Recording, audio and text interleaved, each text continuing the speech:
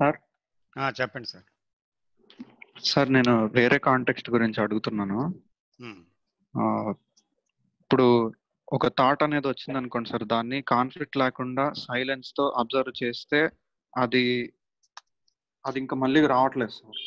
ఇప్పుడు ఉమ్, కోపం అనేది వచ్చింది అనుకోండి, అంటే ఒక ఉమ్, చిన్న ఇన్సిడెంట్ మీద కోపం వచ్చింది, దాన్ని ఉమ్, సైలెంట్ గా మొత్తం అబ్జర్వ్ చేస్తే అది మళ్ళీ రావట్లేదు సార్. కానీ కోపం అనేది మొత్తానికి వస్తుంది, మళ్ళీ వేరే విషయం మీద వేరే రూపంలో వస్తుంది. ఉమ్, అప్పుడు మొత్తం కోపాన్ని ఎలా సైలెంట్ గా అబ్జర్వ్ చేయాలి అనేది అర్థం కాదు సార్.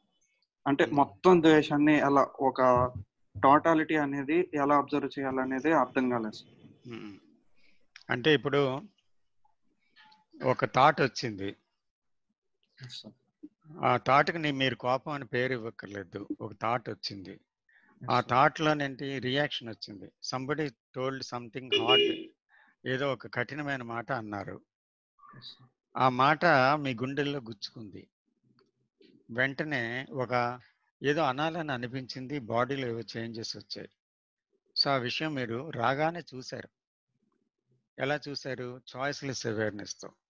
అంటే తప్పు అనలేదు, రైట్ అనలేదు, ఏమనలేదు, ఆ వ్యక్తి గురించి చూడలేదు, లోపల ఏం జరుగుతుందో, ఆలోచన ఎలా పోతుందో చూశారు.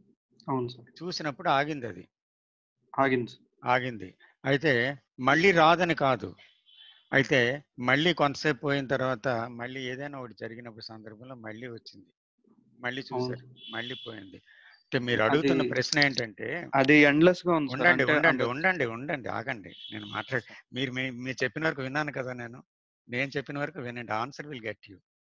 అందుకే మనకి తొందరపాటు ఉంటుందన్నమాట. మన నాకు అర్థమైంది మీరు చెప్పిందంతా. ఇప్పుడు ఏ విషయమైనా చూస్తే ఆగుతుంది, పోతుంది, మళ్ళీ అది వస్తుంది, మళ్ళీ చూస్తున్నారు, మళ్ళీ పోతుంది. అది భయం అవని, కోపం అవని, ఏదో అవని.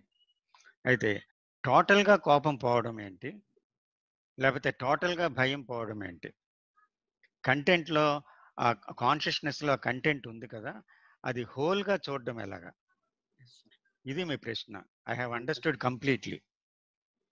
సో ఇప్పుడు ఏమంటే, ఈ నేను అనేది సెల్ఫ్ ఉంది కదండి, నేను అనే ఈగో, ఆ సెంటర్ గురించి, ఆ సెంటర్ తోటే మనం ఫంక్షన్ చేస్తున్నాం.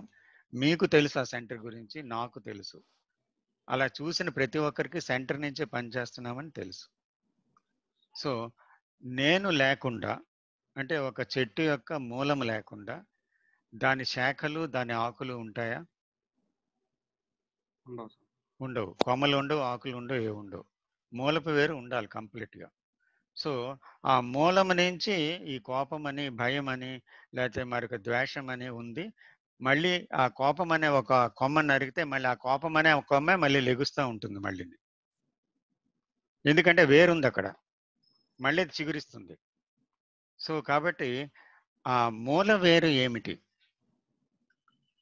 కోపం కాదు, భయం కాదు, ద్వేషం కాదు, కానీ అన్నిటినీ పుట్టించే మూల వేరు ఏమిటి?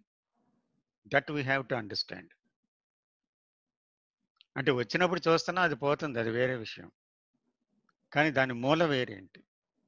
అసలు ఆ మూల వేరుని ఎలా చూడాలి? చాలా ఇంపార్టెంట్ క్వశ్చన్ మీరు అడిగింది, చాలా ప్రధానమైన ప్రశ్న. అయితే ఆ మూల వేరుని ఎలా చూడగలమంటే, ఇప్పుడు there must be an understanding of the self, then the మూల వేరు తెగిపోతుంది. So how can you understand the self? మీరు ఎలాగ అర్థం చేసుకోగలరు? మీ ఆలోచనలతో దాన్ని అర్థం చేసుకుంటారా? అర్థం చేసుకుంటే అది ఆలోచనల యొక్క స్వరూపమే నేను. మళ్ళీ ఆలోచనతో దాన్ని ఎలాగ అర్థం చేసుకుంటారు? అది పాసిబుల్.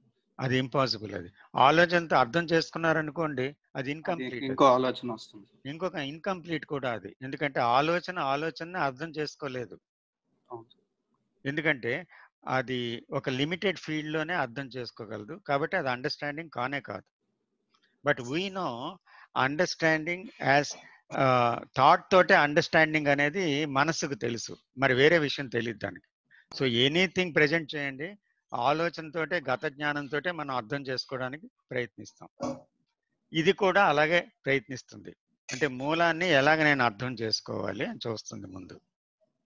సో అక్కడ మూలాన్ని ఈ థాట్ అర్థం చేసుకోలేదు కాబట్టి దాన్ని ఎలాగ అర్థమవుతుంది అంటే మీరు చాయిస్లెస్ అవేర్నెస్లో నిలబడి మీరు ఎప్పటికప్పుడు ఆలోచనలు ఏవేవి వస్తున్నాయో ఎలాగెలాగ పుడుతున్నాయో అవి ఎలాగెలాగ అంతమవుతున్నాయో దానితో ఏ చర్య జరుగుతుందో ఫిజికల్ మూమెంట్స్ ఏమవుతున్నాయో మానసికమైన చర్య ఏమవుతుందో రియాక్షన్స్ ఏమవుతున్నాయో అది ఎలాగ ఉద్భవిస్తుందో అసలు ఆ గత జ్ఞానం నుంచి ఆ ఇమేజెస్ నుంచి ఎలాగ పుడుతుందో అన్నీ మీరు చూసేటప్పుడు ఏమవుతుందంటే ఒక సైలెన్స్లోంచి అబ్జర్వ్ చేస్తున్నారనమాట.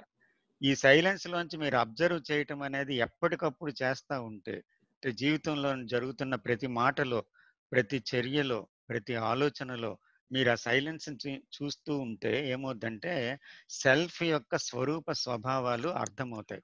అంటే how it is producing fears, how it is producing anger, how it is producing boredom, how it is producing dissatisfaction, ఇలాగ రకరకాలైనటువంటి భావాలని ఉత్పన్నం చేసి ఘర్షణలో ఎలాగ పడుతుంది దాని మూలస్థానం ఏంటి అని చూస్తారు. మూలస్థానం అనేది చూస్తే మీకు ఏమర్థమవుతుందంటే థాటే మూలస్థానము అని తెలుస్తూ ఉంటుంది. అంటే every thought creates either anger or jealousy or hatred or whatever it is. So ఆ థాట్ ఇమోషన్ కింద మారడం, మళ్ళీ ఆ తర్వాత ఆ ఇమోషన్లో ప్రతిచర్య అంటే ఏంటి ఇందాక మనం చెప్పుకున్నట్టు రియాక్షన్ అనేది రావడం, అది మళ్ళీ అట్నుంచి వచ్చిన దాన్ని మళ్ళీ రియాక్ట్ అవ్వడం, ఇలాగ జరుగుతూ ఉంటుందన్నమాట. కాబట్టి ఈ థాట్ అనేది దానికి మూల వేరు మూల కారణం. అయితే థాట్ను పుట్టించేది నేను, ఈ థాట్ వల్లే నేను తయారైంది, మళ్ళీ థాట్ని పుట్టించేది కూడా నేనే. కాబట్టి ఆ నేనులోంచి పుడుతున్నటువంటి ప్రతి థాట్ని మనం అబ్జర్వ్ చేస్తే అప్పుడు నేను యొక్క స్వరూప స్వభావాలన్నీ పూర్తిగా అర్థమవుతాయి అన్నమాట. అంటే how it is reacting from the past knowledge.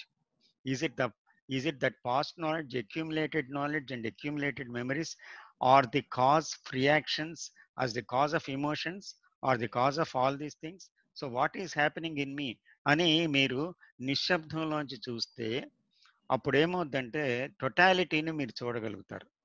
ఆ టోటాలిటీని మీరు చూస్తుండేటప్పుడు ఏమవుద్ది, ఇన్సైట్ అనేది వస్తుంది అనమాట. సో ఆ ఇన్సైట్ ఎప్పుడైతే కలిగిందో ఫినిష్ ఇట్ ఈస్, అంటే ఆ ఇన్సైట్ రావాలన్నమాట. అది ఆకాశంలో మెరుపులాగా వస్తుంది ఆ ఇన్సైట్ అనేది. అది గ్రాడ్యువల్గా అండర్స్టాండింగ్ కాదు that insight. So it is a happening, sudden happening అనమాట.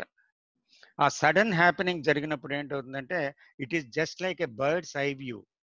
అంటే ఆకాశంలో ఉండే పక్షి ఎలాగైతే కింద భూభాగాన్ని చాలా మేర చూడగలుగుతుందో అలాగే ఒకే చూపులో మీ నేను తాలూకా విస్తరించినటువంటి ఆ కోణాలన్నిటినీ, ఆ చీకటి కోణాలన్నిటినీ ఒకేసారి దర్శించగలుగుతుంది అనమాట.